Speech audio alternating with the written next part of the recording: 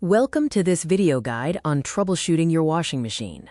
We will cover how to identify common symptoms, perform simple diagnostics, and handle basic maintenance safely.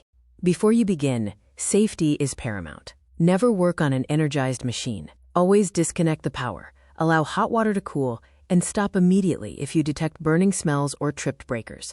To troubleshoot effectively, you must understand the normal wash cycle. It consists of power, door locking, water inlet, washing, draining, rinsing, and spinning.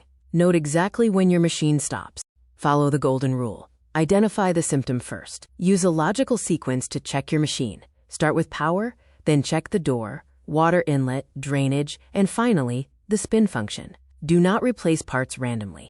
For power or start failures, check that the plug is secure, test the socket, and look for tripped breakers. If the display works but won't start, ensure the door is firmly closed and the child lock is deactivated. If you experience water inlet problems, verify the tap is fully open and check the hose for kinks.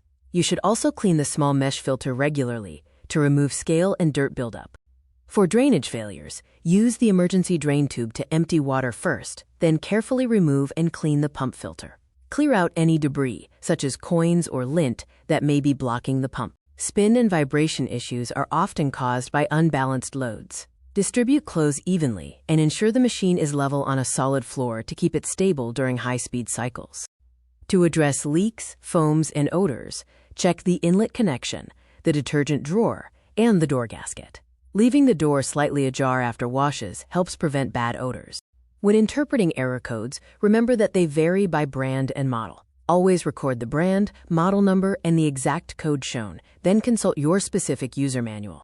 Approach troubleshooting in 5 levels. Start with simple user settings, move to external conditions, then check user serviceable filters, mechanical symptoms, and finally, internal components if necessary.